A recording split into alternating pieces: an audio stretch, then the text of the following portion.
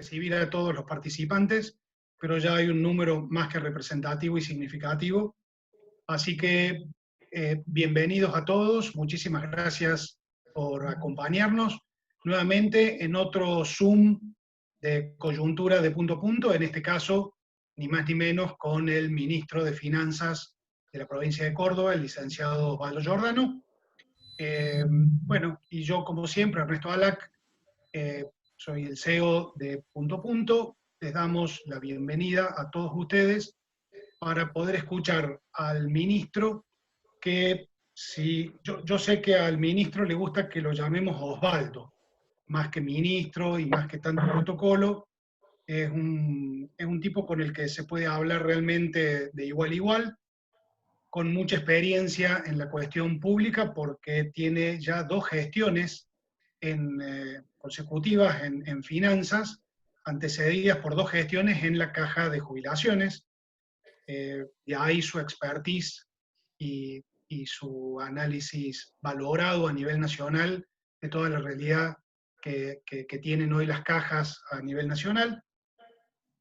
Y yo creo de que una de las particularidades que ha demostrado Osvaldo en este tiempo es que siempre y cada vez que tuvimos oportunidad de escucharlo, de hablar con él, él hace hincapié en el funcionamiento del Estado, que ahora informalmente ya está valorando este cambio de paradigma de trabajar en las oficinas de gobierno o hacer un poco de home office, en donde él siempre ha planteado el funcionar mejor, el administrar mejor, en lograr claridad de los procesos, en la transparencia de los procesos. Creo que hay un premio que ganó tu gestión por la transparencia de los procesos de la provincia de Córdoba, en donde ha subido un montón de procesos que antes eran tediosos de manera personal y física, hoy ya los podemos hacer de manera online, pero más allá de llevarlo en el ADN, también se lo ha llevado a sus equipos, digamos. Lo he escuchado muchas veces también compartir esto con su gente y tratar de utilizar la creatividad. Yo creo que todos nos acordamos esa presentación del presupuesto con los frascos de Subus, en donde él contaba con los distintos colores y con las distintas cantidades y cómo trasvasaba de un lado al otro. Yo creo que eso marca a las claras eh, el tipo de formación y de manera que tiene para hacer algo muy complejo, de hacer algo muy complejo, algo muy simple. Porque sin duda que si hay algo que debe ser muy difícil de poder interpretar, es un presupuesto, pero creo que a todos nos quedó muy claro qué pasa con el presupuesto cuando vimos los subos de distintos colores y que pasaban de un frasco al otro. Y también me acuerdo, y seguramente muchos de ustedes también se van a acordar, cuando la provincia, por intermedio de Osvaldo, te presentaste con el carro de supermercado lleno de expedientes, papeles y demás, y hablaste del Chau Papel, que al mismo tiempo tenés un libro escrito, que es Chau Papel, hoja de ruta para innovar al servicio del ciudadano, que yo creo que fueron 2 hitos realmente importantes que muestran una forma de gestionar. Y si esa forma la mostrás para afuera, no me cabe la menor duda que eso también va para adentro.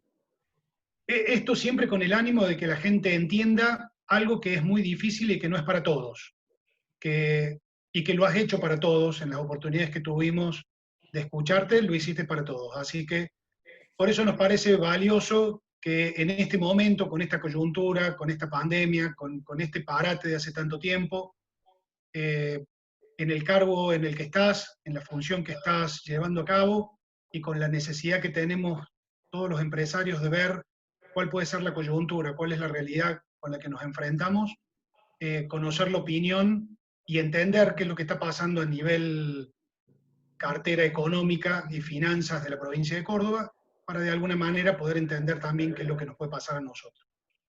Eh, Agradecerte porque desde el momento que lo hablamos, tu sí fue inmediato, al punto que me dijiste, mira, no tengo problema de hablar con quien sea, el único temor que tengo es de no estar a la altura de la necesidad de la gente, como que no pueda cubrir yo personalmente las expectativas de la gente, porque yo tampoco tengo todas las respuestas y la verdad que eso habla también a las claras de una actitud para con todo el empresariado que sin duda que necesitamos muchas respuestas y que está claro de que probablemente vos no las tengas. Pero estás acá para darnos una mano, para tratar de esclarecernos y de ayudarnos en todo esto. Desde punto a punto, agradecerte el tiempo que nos vas a dispensar a vos y a todo tu equipo. Eh, darle la palabra a Diego Caniglia, nuestro jefe de redacción, para que él cuente cómo va a ser la dinámica y qué es lo que vamos a hacer con el contenido de todo esto. Y por supuesto, no menos importante, poder agradecer a Copa Airlines, a Edisur y a Perfil Córdoba, el diario de los domingos, que son los sponsors que nos acompañan en este Zoom de coyuntura con el ministro de Finanzas, Osvaldo Giordano. A todos ustedes, muchísimas gracias por acompañarnos. Diego, tu palabra y vos después le das curso al ministro. Muchísimas gracias. Bueno, muchas gracias Ernesto, muy buenas tardes para todos. Yo quiero decir dos cosas muy cortitas. La primera es que, bueno, muy contento de poder contar con el ministro, con Osvaldo, como le decimos habitualmente cuando hacemos las entrevistas, porque es esa relación llana, digamos, que siempre tenemos con él. No es habitual que un ministro acepte estar en un Zoom que organiza un medio de comunicación. Lo vemos a los ministros en la bolsa, en la Mediterránea, en algún ámbito de ese tipo, así que destaco ese hecho. Y lo segundo, un poquito lo que ya anticipaste vos, cuento un detalle de la cocina de esto. Cuando estábamos organizando, Osvaldo nos decía justamente por ahí en las preguntas, yo muchas cosas, algunas cosas no voy a lo mejor poder contestar o colmar las expectativas, y es por eso que decidimos que cuando se inscribieran todos ustedes que están participando, pudieran dejar alguna pregunta con José Busaniche, de la redacción de Punto a Punto y de Perfil. Armamos algunas otras preguntas para después de la presentación de Osvaldo. Así que bueno, la idea es obviamente tener algunas preguntas que ya hicieron ustedes, más las que podamos sumar nosotros. Así que bueno, todo listo. Ministro, lo escuchamos y después vamos con las preguntas. Bueno, muchas gracias Diego, muchas gracias Ernesto. El agradecido soy yo de esta oportunidad, esta interesante oportunidad, que ojalá sea de provecho de todos. Saludo, bueno, a todos los asistentes, muchos amigos que los estoy viendo a través de las ventanitas, digamos, del Zoom. Como un poco Ernesto lo señaló al principio, era medio difícil en un momento particularmente crítico que transita Córdoba, el país, el mundo, cómo abordar una charla que cumpla con las expectativas, ¿no? de lo que se espera. Y esa fue mi mayor duda, ¿no? En el sentido de decir, no poder responder, no porque no quiero, sino porque realmente no tengo los elementos como para poder darle respuesta a todas las inquietudes. Bueno, sin perjuicio de eso, con un poco de audacia nos planteamos hacerlo y acá estamos. Y básicamente lo que les quiero comentar es algo, un enfoque tal vez un poco que no esperaban. Hoy, por ejemplo, un periodista me preguntaba si iba a hablar de la deuda, y le digo, mira, en realidad voy a hablar de que la deuda no es lo importante, o no es lo más importante ni para la Argentina ni para Córdoba, más allá de que, bueno, es el tema de actualidad, llenan los diarios, no sé, de cada 3 preguntas que me hacen sobre Córdoba, 2 sobre la deuda, pero soy un convencido de que es un planteo equivocado, desbalanceado, y bueno, y voy a tratar de hacer el intento de convencerlo de por qué es así y por qué las prioridades pasan por otro lado. Me voy a apoyar con este PowerPoint, y para eso voy a arrancar con un tema de la deuda. Ustedes habrán escuchado mucho la cuestión de que, bueno, qué es lo que le traba a Guzmán un acuerdo, o cuál es la puja entre Guzmán y los bonistas. Bueno, básicamente es cuál es el monto de la quita. Es decir, bueno, yo tengo un título que en teoría vale 100, ¿cuánto me van a dar por eso después de la reprogramación?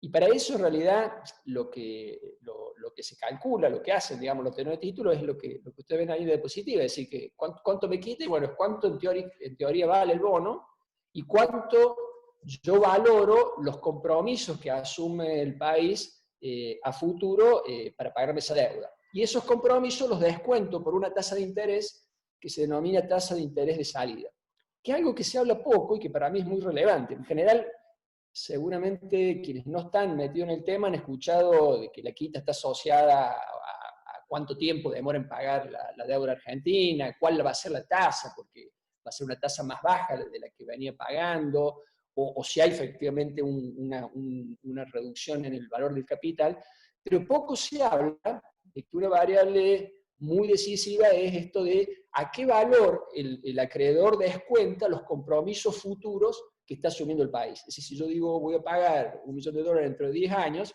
bueno, ¿cuánto el acreedor valora ese $1 millón el cual se compromete la Argentina a pagar dentro de 10 años? Y para eso hice un ejercicio de matemática financiera muy simple. Es decir, bueno, si yo me comprometo a pagar dentro de 10 años $1 millón, ¿cuánto vale hoy? Depende de la tasa de interés con lo cual yo descuente ese $1 millón. Yo lo descuento a una tasa de interés del 12%, ese $1 millón hoy, si te lo pago dentro de 10 años, vale en realidad $322.000, porque bueno, está toda esa tasa de interés, con lo cual obviamente hay una quita muy importante.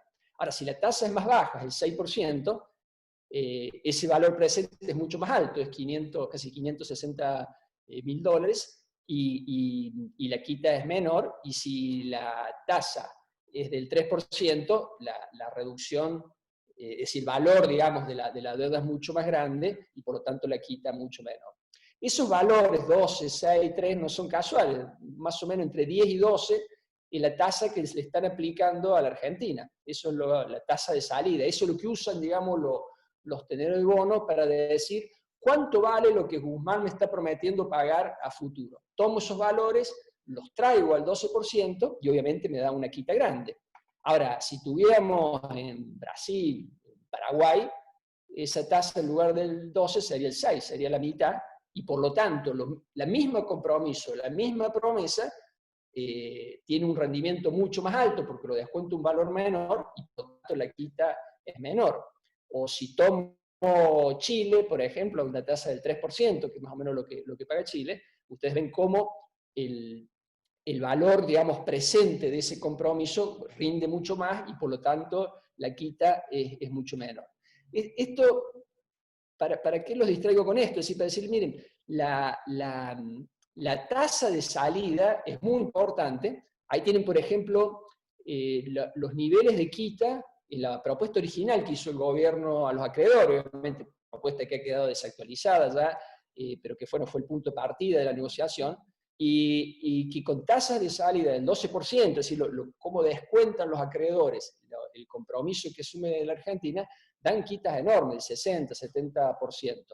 Ahora, si esos mismos valores los analizaran con una tasa del 6%, por ejemplo, la de Brasil, ustedes ven cómo se reduce la quita a prácticamente la mitad, depende del bono, obviamente, de cuán largo sea, pero se reduce sustancialmente, y ni que hablar si la tasa fuera como la que paga Chile, el 3%, donde habría bonos donde prácticamente lo que le está prometiendo el gobierno originalmente, la propuesta original de Guzmán, implicaría que no hay quita, es decir, que en realidad le está pagando lo que de todas maneras pagaría. Eso me lleva a enfatizar la importancia de otros temas que no tienen que ver en sí con la oferta, es decir, no dependen, digamos, de cuánto yo me comprometo a pagar, sino cuánto los acreedores valoran lo que yo me comprometo a pagar en función de la confianza, la credibilidad que yo genero, porque claramente acá lo que hay una diferencia de visión, de perspectiva respecto a un país como la Argentina, respecto a países vecinos como puede ser Brasil, Paraguay, o de qué hablar de Chile. Eso me lleva a decir, bueno, ¿por qué nos castigan tanto, digamos, en el análisis financiero? ¿Cuál es la razón por la cual es arbitrario, digamos, de que nos consideren una tasa de salida para la evaluación de nuestra propuesta tan alta, cuando países no tan distintos como el nuestro, es decir, de la región, digamos, con características parecidas, esa tasa podría ser la mitad o un cuarto de de la tasa con la cual nos están aplicando nosotros, y eso cambiaría drásticamente, porque sería mucho más fácil ponerse de acuerdo con los acreedores. Hay obviamente varias razones que explican esto, pero a mi juicio que hay una que es central, que es un tema de mucho debate en la Argentina en relación a que Argentina no tiene políticas de Estado. Es decir, bueno, yo soy muy joven, pero seguramente algunos de ustedes conocerán, recordarán esta foto, en la cual dos grandes políticos en la historia de la Argentina se dieron un abrazo, mostrando, ya en el momento final de su vida, dando una señal en relación a la importancia y la necesidad de la Argentina de buscar consensos, de no andar a los banquinazos, en que cada uno de los que llegue al gobierno inicia todo de nuevo y desacredita lo anterior. Esa falta de capacidad de buscar consensos, tomar un conjunto de ideas de manera acordada entre distintos sectores y mantenerlos en el tiempo para darle credibilidad y poder darle posibilidad de maduración a esas políticas. Eso que hoy se llama la grieta, pero que en realidad no es nuevo, es decir, como lo demuestra la foto, es un tema que tiene más de medio siglo en la Argentina, de esta dificultad que tenemos los argentinos de tener políticas de Estado. Eso está muy difundido y justificadamente señalado como una enorme debilidad de la Argentina. Pero acá lo que les quería mostrar en realidad que esto es parcialmente cierto, o en realidad no es cierto, porque en realidad Argentina sí tiene una política de Estado. Y tal vez les sorprenda que yo rompa con una idea tan arraigada, sobre todo quienes que hacen análisis político, en relación a que Argentina no tiene capacidad de generar política de Estado. Y para demostrar lo que les estoy diciendo, les traje un gráfico que creo que es muy contundente señalar una política de Estado central que ha perdurado al menos durante las últimas 6 décadas y que ha sido decisiva para el desenvolvimiento de la Argentina y que tiene mucho que ver con el problema que hablábamos antes respecto a la baja credibilidad que tiene la Argentina y por eso la poca expectativa que genera y por eso las dificultades para que nos crean en relación a lo que nos estamos comprometiendo. Y es en este gráfico ustedes ven cuál es el resultado financiero del sector público, es decir, la diferencia entre ingresos y gastos del Estado, arrancando en el año 61 hasta la fecha.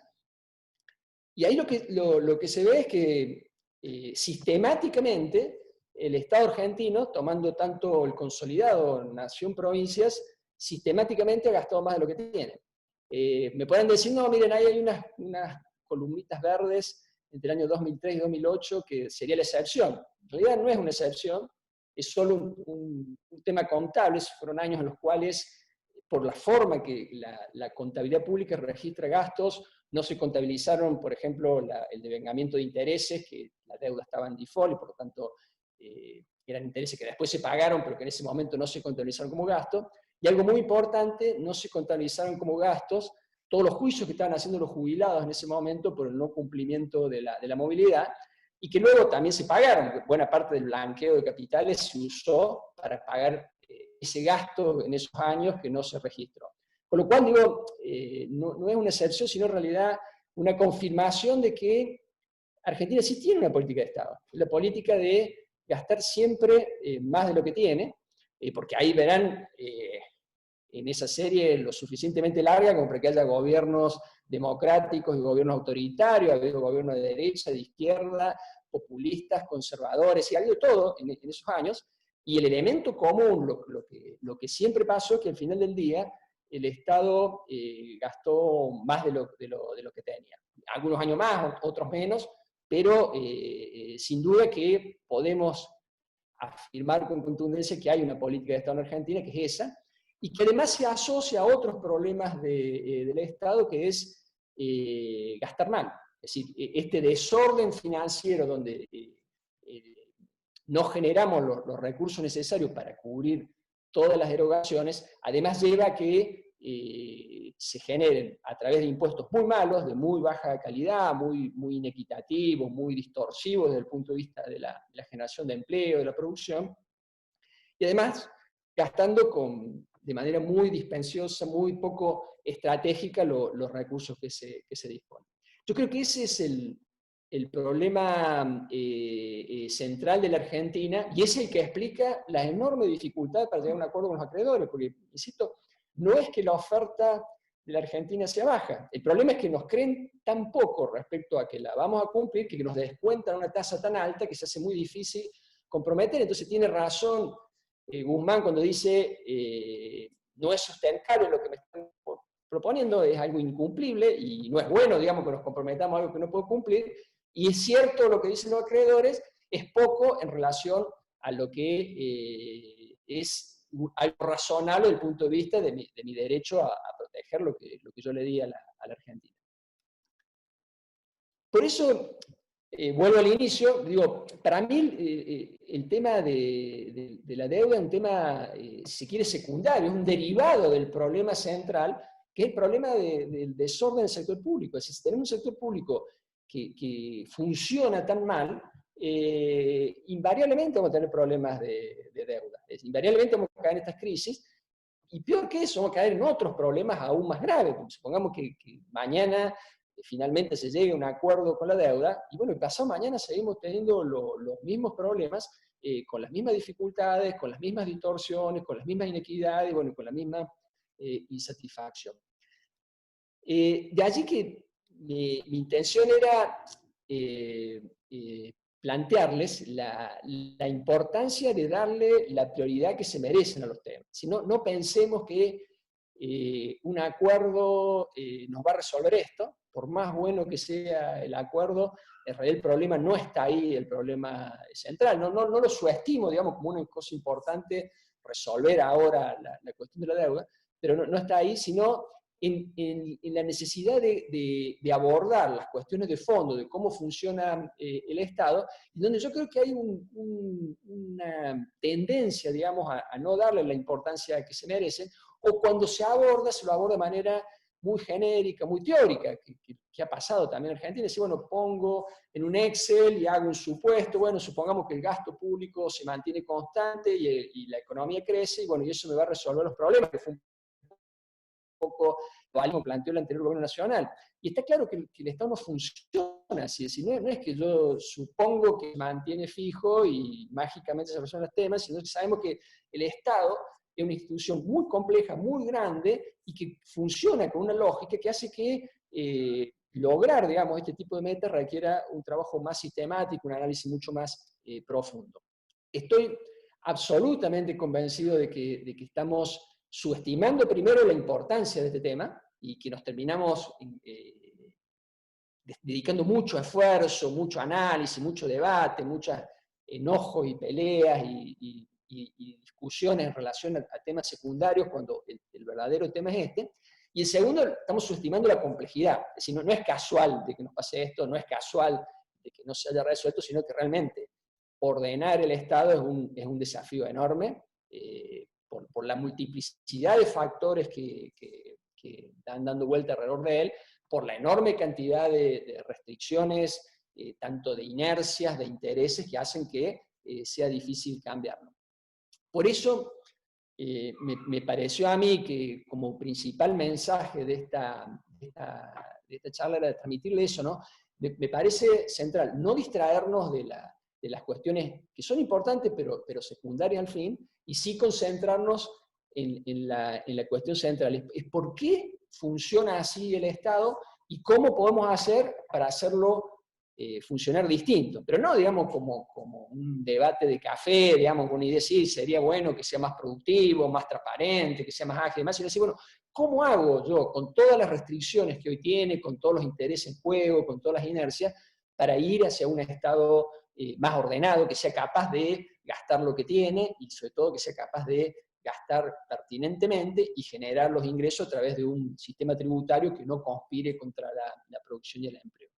En ese marco, obviamente imposible, digamos, abordarlo en una charla de estas características. Si podría hacer lo que hace mucho, ¿no? Bueno, una charla de café con algún par de supuestos, decir, bueno, esto sería así, y nos vamos.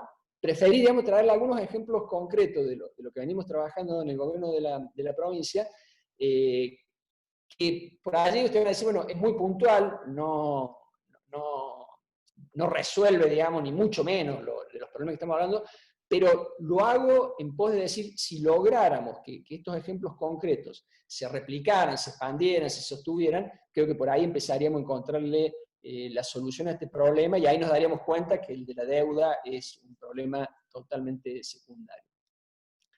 Por eso, la segunda parte de mi exposición la voy a usar en contarle algunas de las experiencias innovadoras de la gestión pública en pos de eso, es decir, no decir, mirá, qué piola esta experiencia concreta, que sin duda merecería, digamos, una discusión, sino sobre todo, qué bueno sería si estas experiencias concretas, además de sostenerlas, profundizarlas, sacarles todo el jugo posible, se pudieran replicar en todo el sector público, por lo menos la mayoría del sector público, a los fines de conseguir este resultado que buscamos, ¿no? Que un sector público más sostenible y que sea capaz de devolver el esfuerzo que hace la gente al pagar los impuestos en mejores servicios. En ese marco, debemos decir, no quiero abordar todos los temas, y sería imposible hacerlo, ni obviamente agotar los temas, simplemente como hacer algunos picotazos de algunos temas relevantes, de algunos ejemplos concretos que muestran de que es factible hacerlo, y que si fuéramos capaces de expandirlo, ahí yo creo que empezaría a aparecer las soluciones al problema de la Argentina. Por ejemplo, el tema tributario sin duda es un tema central, es decir, ¿quién está en desacuerdo en decir que bueno, este sistema tributario es muy injusto, es muy distorsivo, conspira contra la inversión, conspira contra la generación de empleo, es muy burocrático, dilapidamos un montón de energías en pagar impuestos, y los estándares, Argentina siempre aparece como el más burocrático, es necesario cambiarlo. Incluso hay un estudio de Yaraf que muestra la desproporción, ¿no? Hay 165 impuestos funcionando, que a su vez se apoyan en casi 100 regímenes de recaudación, que son casi impuestos paralelos, porque son sistemas que adelantan el pago del otro impuesto. Sí, una maraña enorme, de la cual, obvio, la conclusión es muy simple: si no podemos progresar, no podemos generar los recursos que necesitamos, no vamos a generar inversión y empleo si no cambiamos esto. Eso me parece que no hay duda. El tema es, bueno, ¿cómo hacemos para desandar esto, que tiene un origen muy ligado a la institucionalidad y sobre todo al tema federal? Lo que pasa en la práctica es que los tres niveles de gobierno, ante esta necesidad, ¿no?, de buscar fondos para poder cubrir, aunque sea parte de los gastos, porque evidentemente, como lo mostró la estadística anterior, no cubre el 100%, ante esa necesidad lo que buscan, bueno, cobremos lo que se pueda, y por eso, bueno, si yo tengo un bien, un auto o un inmueble, termino pagando impuestos de manera paralela, es decir, soy la misma persona con el mismo hecho imponible, pero tengo que hacer un trámite a nivel nacional para pagar bienes personales, tengo que pagar a nivel provincial los impuestos de estos bienes, y a su vez también tengo que pagar al municipio estos impuestos. O si tengo un comercio que vende, bueno, van a ser 3 trámites paralelos de impuestos muy parecidos, que a nivel nacional varios, el más importante el IVA, a nivel provincial ingresos brutos, y la tasa municipal, que es una especie de ingresos brutos a nivel municipal. O si hago una transferencia bancaria, bueno, voy a pagar el impuesto al cheque, pero también la provincia, a través del CIFRE, me va a cobrar un adelanto de ingresos brutos. Es decir, ahí uno empieza a entender el porqué de esto y lo complicado que es cambiar esto. Es decir, no es casual la maraña de impuestos, lo complicado que son, sino que responde, digamos, a este factor institucional de que 3 niveles de gobierno, a los mismos habitantes, a la misma persona, por el mismo hecho imponible, tratan de cobrarle de alguna manera los impuestos. Las consecuencias son más o menos obvias y visibles. ¿Sí? Bueno, es exponencial la carga administrativa y burocrática, no solo para el contribuyente que la padece, sino también para el Estado, porque el Estado, en definitiva, tiene que administrar 3 veces lo mismo, porque son impuestos muy parecidos, pero administrados de manera independiente. Y obviamente, digamos, en toda esa maraña, en toda esa desproporción, en toda esa irracionalidad de regulaciones, se multiplican las posibilidades de evasión, y nuestros índices de evasión son notables. Es decir, Si uno compara, por ejemplo, lo que recauda de IVA, el mismo impuesto que recaudan muchos países, por ejemplo Chile, el rendimiento del IVA en Chile es muchísimo mayor al de la Argentina. Y en parte responde esto, ¿no? a esta complejidad, esta forma enmarañada en la cual hemos ido generando un sistema tributario tan complejo. Como les digo, esto me parece bastante obvio, creo que hay bastante consenso, el tema es, bueno, ¿cómo salimos de esta? Porque evidentemente en una situación fiscal tan delicada, en la cual hay 3 niveles de gobierno que son autónomos, que tienen todo el respaldo legal para hacerlo y actuar de manera soberana, ¿cómo empezar a desandar esto? Nuevamente, creo que acá hay una gran diferencia entre decirlo en una charla de café a nivel teórico y otra en llevarlo a práctica. Decir, bueno, ¿cómo nos ponemos de acuerdo para empezar a romper esta irracionalidad en la cual todos estamos de acuerdo, pero que es muy difícil desandar, digamos, esta irracionalidad que hemos construido? Y ahí le quería comentar algunas experiencias de lo que hemos hecho en Córdoba. Por ejemplo, con el impuesto automotor ya hemos avanzado en varias ciudades de la provincia para que en lugar de haber 2 impuestos haya uno. Y hay unos 160 municipios en donde ya el ciudadano no paga 2 veces por tener un auto, sino que paga uno. Y ojalá, bueno, esto lo podamos extender y ojalá se lo pueda llevar al impuesto inmobiliario y ojalá el gobierno nacional entienda que deberíamos unirlo al impuesto a los bienes personales para que haya un único impuesto sobre los patrimonios y no 3 como hay en la actualidad.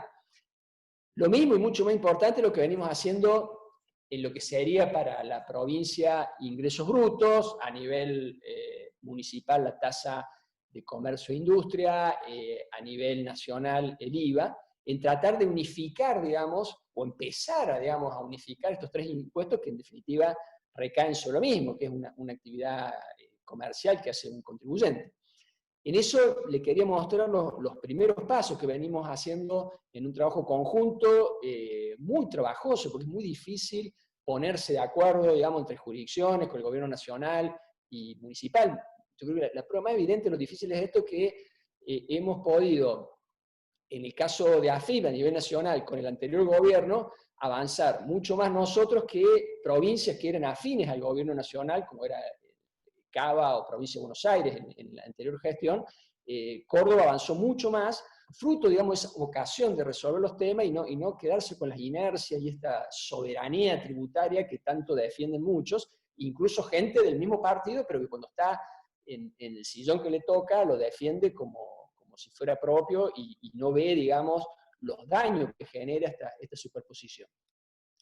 En el caso de ingresos brutos, que insisto, es el impuesto paralelo a nivel municipal, la tasa a nivel nacional, el IVA, para que tengan una orden de idea, Córdoba tiene casi 550.000 contribuyentes, la gran mayoría pequeños contribuyentes, los monotributistas. Después está un grupo de unos 139.000 que son los contribuyentes que hacen declaración jurada, pero que solo venden en Córdoba, serían los medianos, y un grupo grande que son los de convenio multilateral, es decir, contribuyentes que están en Córdoba, pero que además de vender en Córdoba, venden fuera de Córdoba. En términos de cantidades, esas son las proporciones. Obviamente en términos de plata se invierte la torta, es decir, la mayor cantidad de plata la generan los de convenio multilateral, en segundo lugar los locales, y los monotributistas aportan una parte muy marginal en términos de recaudación. Ahora, desde el punto de vista del interés general de una política pública, es importante simplificar la vida a todos, no importa que sea un pequeño contribuyente, un pequeño emprendedor que recién arranca, o una gran empresa que factura en todo el país. Con esa vocación trabajamos, y como les digo, coordinadamente con el gobierno nacional y con varios municipios, empezamos a decir, bueno, empecemos a fusionar esto, y para eso se creó el padrón, el registro único tributario, padrón federal. Es decir, bueno, veamos que toda esta gente, en lugar de estar registrándose 3 veces, porque lo tiene que hacer a nivel municipal, provincial, municipal y nacional, diciéndole, bueno, yo soy contribuyente, voy a hacer tal actividad, mi nombre es tal, estoy radicado en tal lugar, etcétera, y hacerlo 3 veces, y cada vez que cambie notificarlo 3 veces, es decir, concentrar la información en un único padrón y que después cada uno maneje la información de acuerdo a lo que convenga. En algunos casos pudimos ir más allá y directamente unificar el impuesto, como fue en el caso de los monotributistas. Ya Córdoba fue la primera provincia que logró que los pequeños contribuyentes, en lugar de tener 3 impuestos, tengan uno, lo pagan, lo gestionan de manera unificada y después atrás el Estado se resuelve cómo se reparte la plata. En los otros tipos de contribuyentes es un proyecto a la vista, pero ya hemos hecho avances concretos y eso es lo que quería compartir con ustedes. Digo, no es tan fácil, digamos, insisto, una cosa es hablarlo en teoría, otro ya en la práctica, avanzar en esta unificación. Ya lo del monotributo, como les digo, fue algo muy difícil y un poco se alinearon los astros, de decir, hubo predisposición a nivel nacional de AFIP, hubo obviamente disposición de la provincia y de muchos municipios en hacerlo, cosa que no se dio en ninguna otra parte del país, y se logró. En lo otro es lo mismo, ¿no? Mucho trabajo, mucho diálogo, mucho esfuerzo para poner en agenda y darle prioridad a esto. Lo cierto es que ya en julio unificamos a los pequeños contribuyentes, que son la mayoría, insisto, no son importantes desde el punto de vista de la recaudación, pero sí en la cantidad y los problemas que esto genera. Imagínense la burocracia de cientos de miles de pequeños emprendimientos que tenían que lidiar con 3 burocracias de manera paralela y simultánea por el mismo hecho.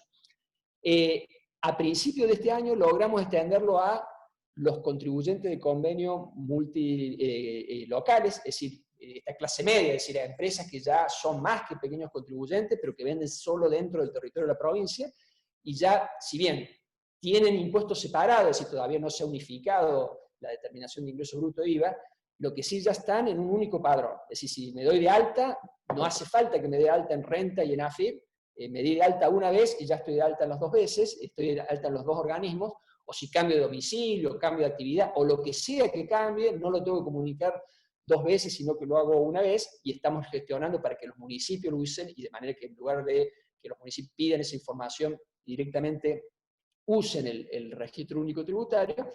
Y la novedad es que junio, ya con pandemia incluida, hemos logrado incorporar a los de convenio multilateral.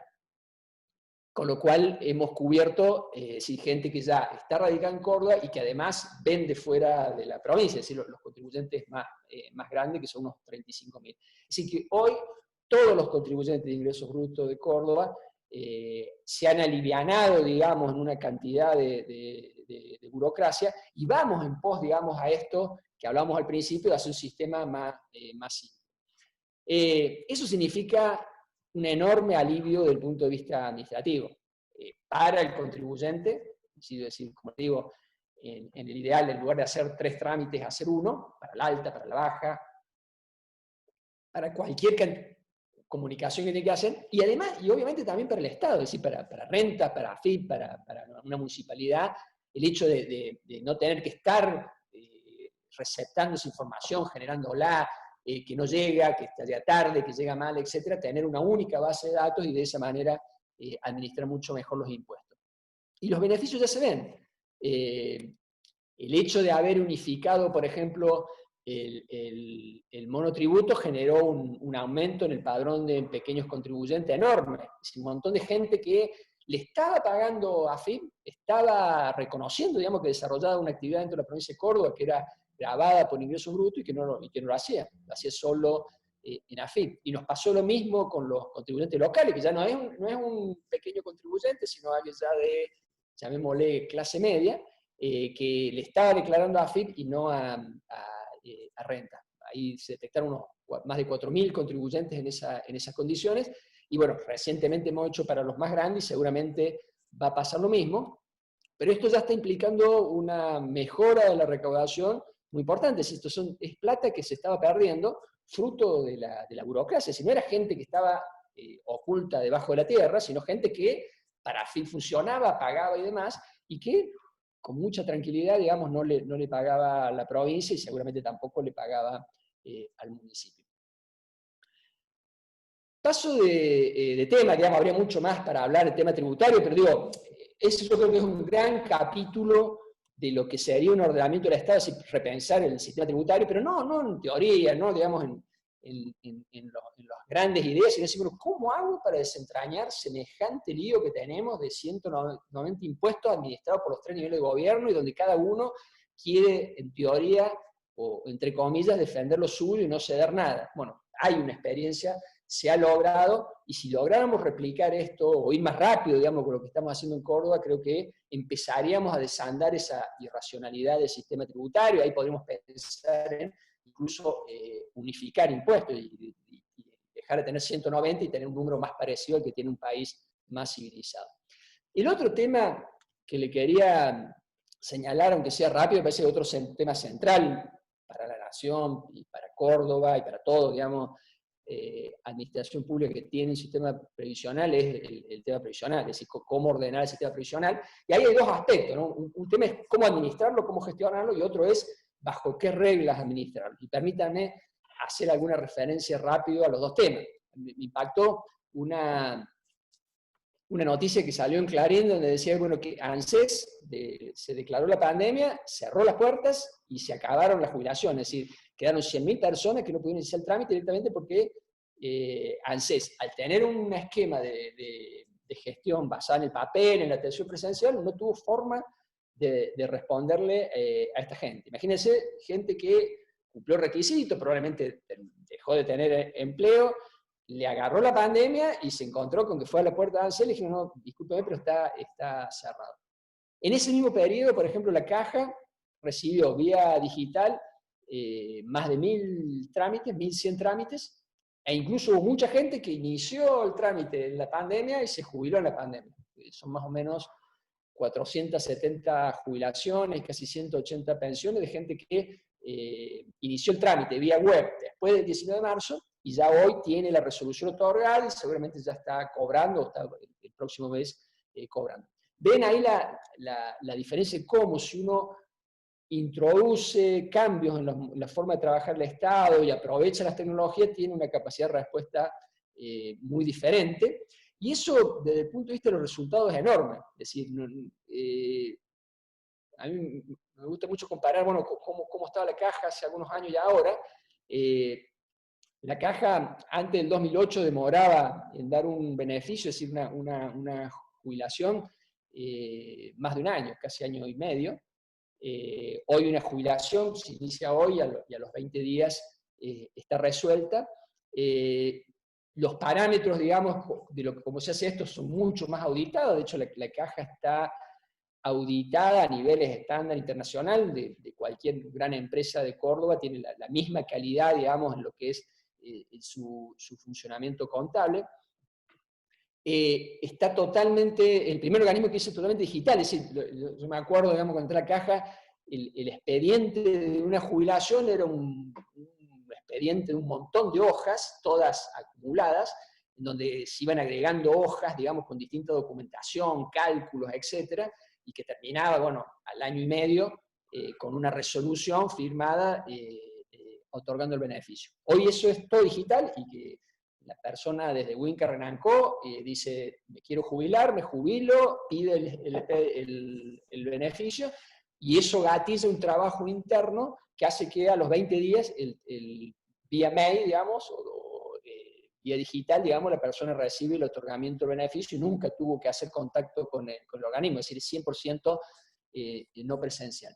Y lo más importante, que todo este cambio, es decir, un organismo más ágil, más transparente, más controlado, no requirió aumentos de gasto administrativo, todo lo contrario. En diciembre del 2007 la Caja tenía menos de 90.000 beneficiarios y tiene 107.000, es decir, aumentó en teoría su trabajo administrativo, algo natural, digamos, demográfico, y lo hace con mucho menos empleados. No es necesario, es un error, digamos, pensar de que yo para poder hacer mejor las cosas necesito más recursos, simplemente un cambio en la forma, en cómo me organizo, cómo trabajo para poder conseguir estos resultados. Y esto podría haber sido mucho más, obviamente, sin la posibilidad, digamos, porque no se puede despedir gente, si con todas las restricciones del Estado, hubo un montón de limitaciones a respetar, pero aún así, digamos, se logró simplemente no nombrando más gente, y simplemente aprovechando mejor y utilizando tecnología y nuevas formas de trabajo se pudo lograr mejorar en todos los estándares que una organización se puede medir los resultados con gastos administrativos totalmente controlados o en descenso. El otro punto que les quiero señalar, porque me parece central en el debate nuestro y en el debate nacional, el tema de las reglas de cómo funciona. Lo anterior era la administración de un sistema previsional, que es muy importante, la otra es cómo me organizo. Y ahí hay algo muy notable, ¿no? Que es que los sistemas previsionales en Argentina se empezaron a gestar a comienzos del siglo pasado, y nos olvidamos, digamos, que en esa época la expectativa de vida estaba al menos de 50 años, es decir, muy poca gente se jubilaba. Era un sistema previsional pensado para el hipotético caso de alguien que no moría antes de terminar su vida activa, es decir, la posibilidad, digamos, de usarlo al sistema en un seguro, digamos, de baja probabilidad de uso. Eso demográficamente ha cambiado, y ustedes lo ven. Las expectativas de vida han crecido más de 30 años, en este siglo, 120 años. Y lo mismo ha pasado con otros aspectos de nuestra realidad social, demográfica y económica. Por ejemplo, uno muy importante, el cambio en el empleo femenino. Es decir, a principios del siglo pasado era la excepción la mujer que trabajaba. Es decir, el hombre era el que aportaba y la mujer era la que se dedicaba a la recluida al trabajo doméstico, y por eso se creó la figura de la pensión. Para decir, bueno, si fallece el hombre, que era el que aportaba el ingreso al hogar, bueno, ¿qué hacemos con ese hogar que se quedó sin ingreso? Eso cambió drásticamente porque muchas mujeres, la mayoría de las mujeres trabajan, y en el caso de que no trabaje, de todas maneras se han generado vehículos para que llegue a la jubilación, como son las moratorias. Sin embargo, a pesar de todos estos fenomenales cambios, demográfico o laboral o sociocultural, como es el empleo femenino, seguimos teniendo una enorme inercia en la legislación previsional. Y hay como decir, bueno, no, la legislación previsional no se toca, más allá de que es obvio, digamos, de que han cambiado la realidad y que si no la actualizamos es suicida, es decir, es un problema de ir contra la realidad. Me llamó la atención, hace poco el ministro de Trabajo Nacional planteó esto, decir, bueno, miren, si la demografía cambia, si vivimos más, algo tenemos que hacer, digamos, con la actualización previsional. Bueno, al otro día salió ANSES a desmentir que fuera tema de debate, sino como que no se puede hablar de algo que, como ustedes ven, es obvio, y que además sabemos que a futuro se va a mantener. Si hay algo previsible en la demografía, ya sabemos que este tema se va a profundizar a futuro. Solo para darles un ejemplo de las consecuencias, lo de la expectativa de vida creo que es algo ya bastante fácil, digamos, de entender. Este tema del trabajo femenino, les traje el caso, no es arbitrario, es una cautelar. Ustedes vieron que la reforma que sancionó la legislatura de Córdoba, una de las cosas que prevé es que, bueno, si una persona cobra dos beneficios, jubilación y pensión, justamente por esto del trabajo de la mujer, que dice que, bueno, la mujer trabajó, tiene el esposo fallece, pasa a tener los dos beneficios, lo que tratando, digamos, contemplar esta nueva realidad, que es que ya no es como era en el pasado, donde solo el hombre trabajaba, se previó un aporte solidario sobre los ingresos. Es decir, bueno, si no te quitamos, digamos, el derecho a tener los dos beneficios, pero por lo menos hace un aporte de parte de esto que estás cobrando a los fines de solventar y darle sostenibilidad financiera al ingreso. Rápidamente tuvimos cuestionamientos judiciales. Lo que les voy a contar es este caso, que es uno de los primeros. De hecho, tuvimos ya una medida cautelar en contra de la Caja, es decir, dándole la razón al planteo, digamos, judicial. Esta es una persona que justamente, casualmente, era empleada de la Caja, entró en el año 72 como un cargo menor de auxiliar. El esposo se ve que trabajaba en otro lado, pero entra a la provincia a trabajar en el año 85. En julio del 91, es decir, después de 6 años ya de estar en la provincia, es nombrado juez. En el 97 ella recién es ascendida a un cargo gerencial dentro de la Caja. La Caja tiene un escalafón bancario, es un cargo de alto sueldo. Al poco tiempo fallece el esposo y eso ya genera, en el año 97, el derecho a la pensión. Es decir, desde el año 97 ella cobra por el esposo que había aportado 12 años, de los cuales en realidad, con el cargo que se jubiló de juez, fue mucho menos lo que aportó, ya cobra la pensión. Y ella, después de estar un poquito más de 2 años como gerente, como la norma en ese momento permitía tomar la mejor remuneración, tomó esa remuneración para jubilarse. Ese es el cuadro, y por eso esta persona ya lleva 23 años de pensión, 20 años de jubilación, es decir, más de 20 años, cobrando unos 400.000 pesos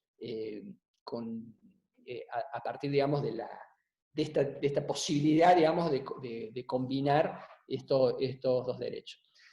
Esto lo que muestra, digamos, la distorsión que genera la falta de actualización de las reglas a una realidad que es distinta. Es decir, nunca se pensó, digamos, en la posibilidad de que la mujer trabajara, ni mucho menos que trabajara en un cargo gerencial como en este caso, y que además, bueno, considera con un esposo que también tenía un cargo alto.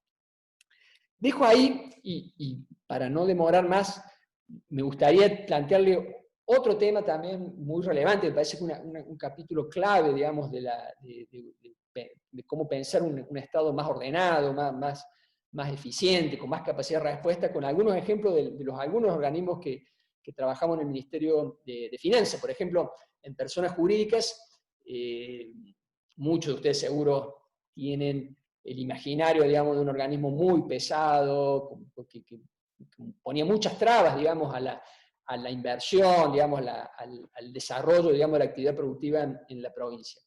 Y bueno, después de un profundo cambio, quería decirle, por ejemplo, que en el periodo de pandemia, del 19 de marzo ahora, y esto no es relato, digamos, esto es algo muy concreto, ya hubo 469 sociedades comerciales y asociaciones civiles o constitución de fideicomiso, la mayoría en realidad son sociedades anónimas, que se constituyeron en plena pandemia, es decir, sin tener que ir al organismo, el personal de IPJ está trabajando de su casa, pero, digamos, fruto, digamos, de esa modernización en la forma de trabajo, lo que antes era un trámite tremendamente pesado, una sociedad anónima no podía demorar menos de 6 meses desde que se iniciaba el trámite que se constituía, hoy, en las actuales condiciones, sin ir al organismo, lo prueba, digamos, que estamos en cuarentena, de manera totalmente digital, en 6 días se pudieron constituir cada una de estas instituciones.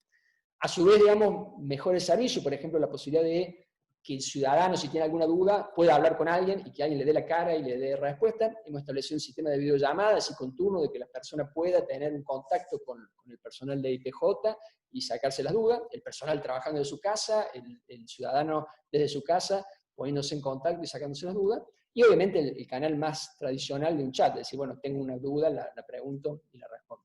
Eso muestra, digamos, que es posible nuevamente, porque acá no hubo necesidad de nombrar nuevos personal, en realidad el IPJ tiene menos personal que antes, lo cual parece loco, ¿no? Antes demorábamos 6 meses en hacer una ciudad anónima, ahora 6 días, y lo hacemos con menos gente, es factible si uno cambia la forma de trabajo. Es más ágil, tiene mejor capacidad de respuesta, y además hay algo que está medio de moda ahora con el cuestionamiento de la SAS, que es mucho más seguro, mucho más controlado, hay mucha más seguridad jurídica, y justo la semana pasada salió un caso, fue una denuncia que hicimos nosotros, el Ministerio de Finanzas, de cómo el anterior esquema, el esquema basado en papel, este esquema engorroso, digamos, del sellito, la firma y la acumulación de tiempo y de paciencia, digamos, para sacarlo, facilitaba el fraude. Acá hicimos esta denuncia de un gestor que, fruto, digamos, este desorden, esta forma tan difícil de controlar, generó un montón de fraudes y gente que fue estafada a través de la creación de documentos falsos. Esto, bueno, ha sido elevado a juicio, está más que probado los delitos cometidos. Lo que quiero decir es, no tiene nada que ver con lo que se habla de la SAS, digamos, de que el tema es un problema de la forma jurídica. El problema es cómo el Estado administra esta información, y lo podemos mostrar, ¿no? De que hoy PJ, por ejemplo, este fraude, hoy no se cometería, porque hoy con la información digitalizada, quien inicia un trámite está automáticamente informado de que inicia, no puede ir un gestor y decir, che, te saqué esto, y no poder verificar de que esto sea cierto o no, que era lo que hacían antes en la tecnología papel. Entonces, me pareció clave, digamos, enfatizar eso, es decir, no es solo que es más rápido, más ágil, más eficiente, sino también es mucho más controlado, te da muchas más posibilidades de control. Cambio de tema, otro tema extremadamente importante, donde el mal funcionamiento del Estado genera enormes perjuicios de distintos tipos, sobre todo sociales, el mal funcionamiento que tradicionalmente tuvo el registro civil, también un organismo muy viejo, más de un siglo, digamos, de funcionamiento, y si uno lo ve, sigue funcionando parecido hace 100 años, digamos, a papel y demás. Les voy a dar solo un caso, podría darle muchos otros ejemplos de los daños que generaba el registro civil funcionando de manera obsoleta.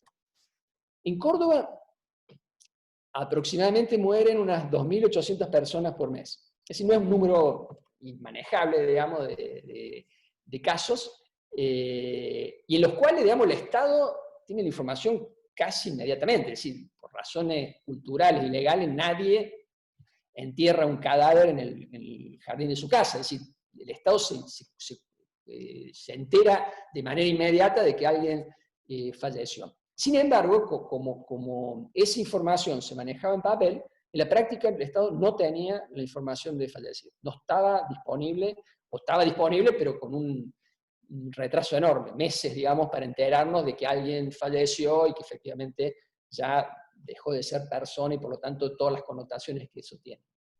¿Qué implicaba eso? Por ejemplo, que torturemos, digamos, a 700.000 jubilados que cobran en Córdoba, si sumo uno de los de ANSES y la de Caja, en los cuales se le está obligando a decir, bueno, demuéstreme que usted está vivo. Como yo no sé quién se murió, no sé si usted es uno de estos 2.800, más allá que es una ínfima proporción respecto a los que no murieron, de todas maneras, montamos una estructura tremendamente burocrática y compleja a los fines de verificar que la gente no haya fallecido. ¿Qué implica esto? Bueno, obviamente molestias y gasto a la gente, que tenía que ir al banco a decirle, bueno, estoy vivo, sígame pagando, y del lado de las instituciones bancarias, montar una estructura que obviamente es carísima. Imagínense empleados bancarios recibiendo información de que la gente estaba viva para seguir pagando, y obviamente como un sistema muy vulnerable, montones de fraudes de plata, digamos, de gente que se le pagaba y que en realidad había muerto. Con el registro civil digital eliminamos esto, es decir, ya el Banco de Córdoba ya lo instrumentó, ya nos están hablando otros bancos de eliminar todos estos controles y tener la garantía de que si alguien falleció, inmediatamente lo tenga. Y ahí vimos, bueno, otras connotaciones, por ejemplo, los créditos. Si el Banco de Córdoba daba crédito, fallecía el deudor, el banco le seguía reclamando al deudor, cuando en realidad si se enteraba de que estaba muerto, ya automáticamente gatillaba un seguro, resolvía el tema y no desperdiciaba un montón de tiempo y plata reclamándole a alguien que había fallecido. No quiero alargarla más, simplemente contarles algo también del registro de la propiedad, otra institución también bastante rígida, digamos, en su forma de funcionamiento, en su concepción, ¿no?, de funcionamiento. Por ejemplo, un trámite muy común, lo que se llama el certificado registral, es decir, es lo primero que hace un escribano cuando voy a comprar un inmueble. Voy a comprar un inmueble, decir, bueno, tengo que bloquear en el registro de la propiedad de ese inmueble para que no se lo vendan a otro. Entonces, lo primero que hace el escribano es avisarle al registro de la propiedad, este inmueble se va a vender, no permitas que se venda, se embargue, se hipoteca, etc. Eso ya está en estado de transferencia a otra persona. Esto se hacía a papel y a mano, es decir, tenía que ir alguien, digamos, de la escribanía a notificarle al registro para que el registro tomara el papel y marcara, digamos, que este inmueble estaba bloqueado, esperando, digamos, la transferencia. Establecimos un sistema web para que el escribano lo notificara de manera directa, y ahí ven ustedes lo difícil que es, ¿no?, meter estos cambios, pero que se van logrando. Es decir, arrancamos en el año 2017, y un 30% se hicieron vía web, y eso fue aumentando, y bueno, ya estamos casi el 80% de notificaciones vía web. Piensen ustedes, en estos años, son más de 270.000 trámites que antes era toda una movilización de personal, papel, etcétera, y que hoy se hace todo digital. Lo cierto es que hoy, en realidad, el 100% de los trámites del registro se pueden hacer vía web. Lo que tenemos en realidad es una resistencia de nuestros usuarios, sobre todo los escribanos a utilizarlo, y por eso no hay un 100% de uso, pero hoy si quisiera no tiene que ir nadie, digamos, al registro de la propiedad, como de hecho lo estamos haciendo en renta. No hay motivo para ir a renta, se puede resolver todo vía web. Y ya esto ha marcado algunos hitos que son históricos para la Argentina. Por ejemplo, este mes, hace 10 días, entró el primer escritura, digamos, de una cancelación de hipoteca vía digital, 100% digital, es decir, no pasó ningún papel desde la escribanía al registro de la propiedad. Para el que no está metido en esto, parece algo menor. Para lo que es, digamos, la tradición registral de la Argentina, es un hecho inédito. De hecho, bueno, en las otras provincias no lo pueden creer, y a los pocos días entró la primera escritura de una vivienda. Es decir, una persona que compró una vivienda, y ese registro, digamos, de cambio de propiedad, con la escritura correspondiente, se hizo toda totalmente digital. Creo que me pasó tiempo, así que lo que quería señalarles es decir, obviamente estos procesos nacieron antes del COVID-19, de la pandemia, pero sin duda yo creo que la pandemia puede llegar a ser un factor motorizador de profundizarlos, de debatirlos, de decir, bueno, a ver cómo le encuentro la vuelta, o cómo convenzo a gente que tiene mucha resistencia a hacer estos cambios a hacerlo. Sin duda la pandemia es un cúmulo de malas noticias, de desafíos, de cosas malas, en lo sanitario, en lo económico, en lo social, en el empleo. Bueno, yo creo que este puede ser un aspecto positivo. Yo creo que es una oportunidad que si la sabemos aprovechar, puede apuntar a resolver, a mi juicio, el principal problema que tiene la Argentina. En Argentina nos caracterizamos por desaprovechar oportunidades, así que no quiero pecar por ingenuo o optimista, pero digo, la oportunidad está ahí, y si la sabemos aprovechar, nos puede dar la posibilidad de cambiar la forma de funcionamiento del Estado, y en función de eso evitar estas cosas tan traumáticas y tan negativas, como por ejemplo pensar si el país entra o no en default, o no tiene capacidad, digamos, de respuesta a la multiplicidad de problemas sociales y económicos que hoy padecemos.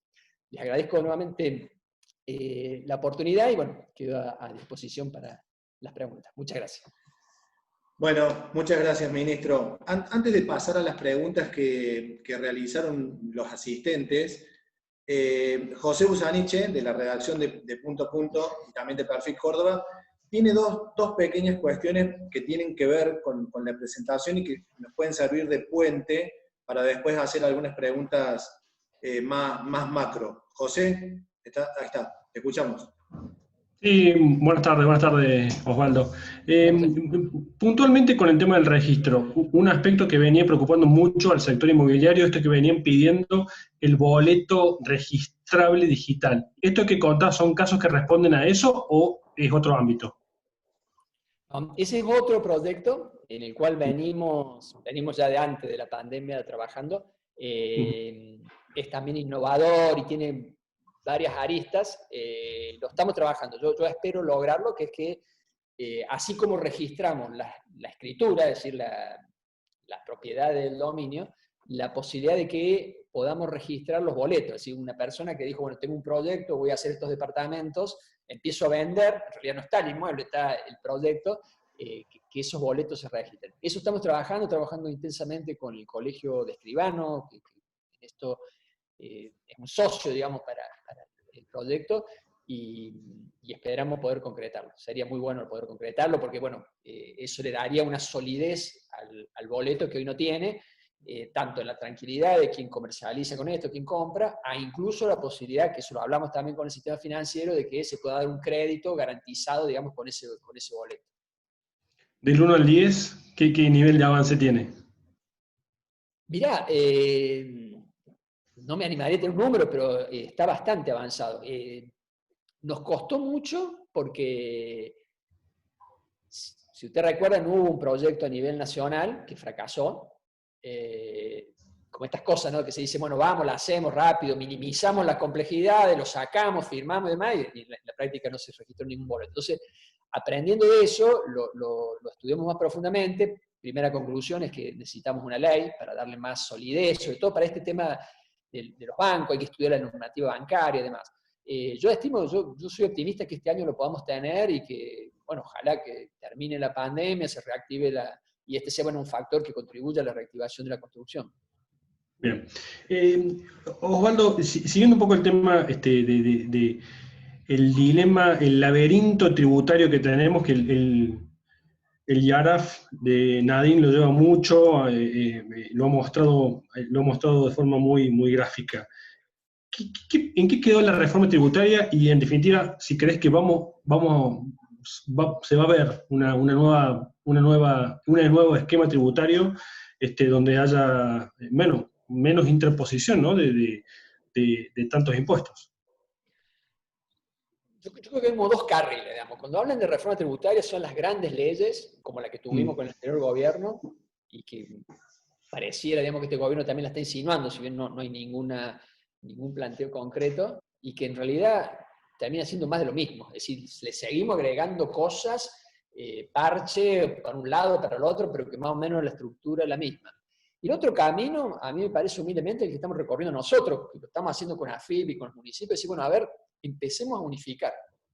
Y tiene mucho trabajo de gestión también, no es simplemente sacar una gran ley, sino un montón de trabajo de ponerse de acuerdo, de homogeneizar sistemas, de problemas tecnológicos y demás. Yo creo más en eso. Lamentablemente nos cuesta mucho, como le decía, ni siquiera logramos en el anterior gobierno que Ciudad de Buenos Aires y Provincia de Buenos Aires se sumaran. Es decir, ellos tuvieron un rechazo total a esta idea, por ejemplo, del monotributo unificado, del padrón tributario unificado. Es decir, cuesta muchísimo hacerlo y yo creo que sería muy bueno que los sectores empresariales presionen sobre eso. Es decir, acá no hay magia, es decir, no va a poder resolver el tema si no nos podemos trabajar de manera sistemática, uno por uno, impuesto por impuesto, ir resolviéndolo y ver cómo lo simplifico, cómo lo unifico, cómo supero todas estas trabas, rompamos esa lógica de la soberanía, de que cada uno hace lo que quiere, en el nivel de gobierno que está, y se olvida del contribuyente, sino que metamos, digamos, al interés del contribuyente como tema prioritario. Es un trabajo mucho más complicado, mucho más difícil, no da titulares del diario, digamos, porque es el día a día, pero me parece que es lo único que nos queda. Yo creo que lo otro va a ser grandes anuncios y que después terminamos en la misma como nos pasó en la anterior reforma tributaria. El titular me lo decís ahora. ¿En qué estás pensando para la deuda de Córdoba? ¿Para qué? Para la deuda de Córdoba, para la renegociación. Como les dije, no es el tema más importante. Sos uno de los que pregunta el tema que no es importante. Está bien. Bueno, Osvaldo, acá hay preguntas de la gente. ¿Cómo van a reducir el régimen jubilatorio para que no tengamos que sostenerlo con impuestos? A ver, Córdoba, digamos, ha hecho varias reformas. La última hace pocas semanas, que estamos en pos de instrumentarla y que ya estamos teniendo algunos cuestionamientos judiciales. El avance que hizo Córdoba no resuelve el 100% del tema, en el sentido de que va a seguir necesitando asistencia del Tesoro Provincial, aún suponiendo que ANSES continúe con las transferencias tal como está previsto a nivel nacional, solo que obviamente las disminuye considerablemente y además lleva tiempo, digamos, el efecto, porque hay algunos cambios que van sobre los nuevos jubilados, con lo cual obviamente el impacto no es inmediato. Yo creo que es la reforma posible dentro de un conjunto de limitantes que no solo son los políticos, que son obvios, digamos, de los intereses en juego y la resistencia que hay, sino también jurídicos. Es decir, de nada sirve hacer una reforma que rápidamente tengamos algún cuestionamiento judicial. Ya tenemos planteo y sabemos que estamos ahí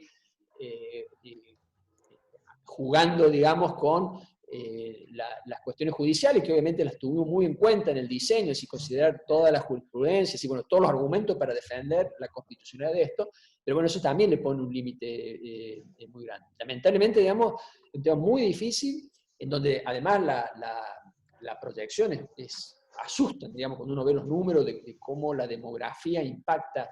Es decir, en Córdoba el efecto es básicamente, son dos efectos fundamentales. Uno, el que le mostré antes, la demografía, es decir, alguien que se jubila hoy va a vivir un mes más que alguien de la misma característica que se jubiló el año pasado. Si todos los años la expectativa de vida crece un mes y eso se va acumulando. Y lo otro es que hoy están entrando al sistema previsional quienes entraron en el sector público hace más o menos 3 décadas. Y hace 3 décadas el empleo público crece mucho en Córdoba. Entonces, eso le mete un factor de presión grande que hace que aún cuando la economía crezca, si supongamos que superemos la pandemia, de todas maneras, y con alto crecimiento económico logramos compensar este crecimiento en el gasto previsional. De manera que es algo, yo creo que va a ser un tema que va a seguir en agenda, pero creo que es muy importante lo que sancionó la legislatura, porque como les digo, reduce de manera importante la cantidad de recursos que tiene que transferir la provincia. Bien, otra pregunta tiene que ver con, bueno, dice, duplicaron la tasa de ingresos brutos, una misma operación tiene varias veces la retención del impuesto. ¿Cuándo van a normalizar la manera que funciona este impuesto y lo califican de retrógrado? Coincido que es un impuesto retrógrado, no estoy de acuerdo en que se haya duplicado la tasa. La tasa en realidad se bajó desde el año que cuando se firmó el consenso fiscal, hubo una serie de reducciones, en algunos casos importantes, en otras no tan importantes.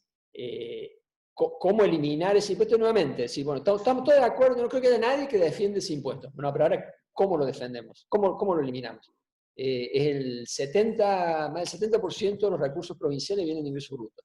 Y bueno, profundizando lo que yo le decía antes, y bueno, administrando mejor, unificándolo con IVA, cobrando mejor los impuestos patrimoniales, requiere una serie de acciones, porque si no termina una charla de café, decir si estamos de acuerdo, lo tenemos que borrar, pero necesitamos los recursos, entonces no lo podemos resolver. Yo creo que es haciendo lo que yo les digo, es decir, ordenando el Estado, no solo el sistema tributario, ordenando el Estado, recién ahí va a haber formas realmente genuinas de poder eliminar un impuesto que sin duda es muy distorsivo. Bien, hay una pregunta acá en el chat que habla de, bueno, cómo avisorás la post-pandemia con el escenario con y sin default y el impacto en las finanzas públicas provinciales. Y lo uno con una pregunta que se hizo antes, si crees que finalmente se va a aceptar la propuesta o vamos a entrar en default. Mira, sobre eso la verdad no tengo elementos como para poder dar una opinión fundada. No lo sé. Hay días que parece que el acuerdo está cerca, hay otros días que no tengo fundamento. Yo creo que la post-pandemia, no solo mi opinión, sino opiniones mucho más fundadas, por ejemplo, muchas proyecciones, el otro día veía una de la OECD, donde ellos hacen un análisis en el mundo, ¿no? de cómo avisoran la salida, y Argentina aparece entre los países, primero, más golpeados por la pandemia, no el más, pero en el grupo, digamos, de los más golpeados, y el que tiene más lenta recuperación. Y yo creo que va a ser así, básicamente porque nos agarró en un momento que ya venía mal la Argentina, llevaba casi 2 años de recesión, así que acá lo que estamos viendo no es solo los problemas de la pandemia, sino otros problemas tal vez más difíciles incluso que la pandemia, y eso, superar la pandemia, van a seguir estando profundizados y potenciados por todos los daños que nos genera la pandemia. De manera que lamentablemente, porque me encantaría, digamos, tener un panorama más optimista, yo lo veo como muy difícil y por eso, digamos, soy tan enfático en la importancia de ir a los problemas de fondo, porque eso nos alivianaría y nos haría más rápida la salida. Bien, Ernesto, yo sé que estamos jugados con la hora, pero tengo una más, y después fíjate cómo lo manejamos. Bueno, este mes empezó con la reapertura de muchas actividades, sobre todo en el interior. ¿Están viendo un rebote en la recaudación o todavía no pasó lo peor? Digamos, el comportamiento de recaudación a mí me sorprendió. En algún aspecto para bien, otro para mal. Es decir, en realidad la recaudación venía muy mal antes de la pandemia. Ya en el primer trimestre del año comparado con el 2018, que es la última referencia medianamente normal, porque ya en el 2019 estamos en crisis, ya teníamos una pérdida en términos reales de un 20% en el ingreso a la provincia. Es una enormidad, digamos, una cosa muy difícil de asumir. Y en la pandemia en realidad cayó, obviamente, pero cayó menos de lo que yo pensaba. Estamos en una caída del 25%, más o menos. No me parece que sea rápido, digamos, la recuperación, porque, bueno, todavía hay un montón de actividades trabadas, e incluso las que se destraban lo hacen con niveles mucho más bajos, es decir, mucho más complicado todo, ¿no? Entonces, no sería optimista. Me parece que sería muy imprudente plantear un escenario de rápida salida. Yo sería muy conservador en cuanto a que va a costar, digamos, la recuperación, y los indicios que hay es eso, ¿no? No empeora, pero tampoco que haya una mejora, y que tiene que ver con eso, ¿no? de que venimos, ¿no? De una situación ya de 2 años, ¿no? de recesión, y que trascienden, digamos, la cuestión del confinamiento, que obviamente lo agravó. Bien. Ernesto, vos me decís. A ver, entiendo de que hay muchas preguntas todavía que están ahí colgadas, que están en el chat fundamentalmente. Una más. Pero bueno, hemos asumido el compromiso de tratar de no extender. Osvaldo, si te animas una más. Sí, yo no tengo problema, y de última veo que son muchas, si hay un tema de tiempo, sobre todo el respeto al tiempo de los que participan, a mí no me gusta no cumplirlo. Lo que podamos intentar después, si no, las respondemos más individualmente, digamos, a las que no podemos responder ahora. Pero no tengo problema. ¿Querés entonces, Diego, por lo menos plantear 1 o 2 más, tratar Bueno, de elegir? Mirá, ¿cuánto? Esta es cortita. Que englobe. Sí, esta es cortita. ¿Cuánto compromete a las finanzas los títulos que emitió la provincia para el pago de proveedores y contratistas? La hace Luis Lumelo, que es el presidente de la Cámara de la Construcción de la Delegación Córdoba. A ver, en realidad me cansé de explicárselo también al gobierno nacional. No es que sea una nueva deuda, es una deuda ya, solo que cambia, digamos, la forma de certificarla. Si hoy hay un certificado no pago, te doy un título. De manera que, de ese punto de vista, no genera nueva deuda, sino una manera distinta. Nosotros tenemos la expectativa de que esa deuda se recupere rápido, porque hemos establecido un mecanismo en rentas tendiente a que los títulos sean usados para el pago de impuestos de deuda vieja. Yo no lo minimizo porque es una cifra importante, pero a mí me parece que no es un tema muy relevante para la finanza. Sí es muy bueno porque, ¿cuál es la lógica? Si, bueno, tengo esta deuda, insisto, no es que creamos deuda, está la deuda, porque son sobre todo obras y demás que están pendientes de pago, y tengo esta creencia, tengo esta gente que me debe esta plata por impuestos. Bueno, clausuremos, cancelemos las dos cosas y vamos a quedar mejor el deudor tributario, y mejor el Estado, que canceló las dos cosas. Esa es la lógica, y yo confío que va a funcionar bien. Bien, gracias, Osvaldo. Gracias a ustedes, un gusto, y será hasta la próxima. Ernesto, te dejo para el cierre. Me parece que se trabó, Ernesto. Bueno, ahí seguramente, mientras tratamos de recuperarlo a Ernesto, agradezco nuevamente la participación, ministro. Reitero esto de que no es tan común de que se preste a esta posibilidad de tener un contacto mano a mano, directo con los empresarios. Habitualmente, bueno, ocurría, como lo dije al comienzo, en entidades como la Bolsa, como la Mediterránea, pero no a través de este formato, del formato Zoom. Así que, bueno, agradezco nuevamente eso. Y de paso, ya que estamos, agradezco a los sponsors, a Copa Airlines, a Grupo Edisur, también, que nos ha acompañado en sus 20 años, y a Perfil Córdoba, donde seguramente tal vez podamos llevar parte de esta charla que tuvimos, y obviamente que también vamos a llevar esto en la próxima edición de Punto a Punto. Muchísimas gracias a todos por participar, y obviamente que seguimos en contacto.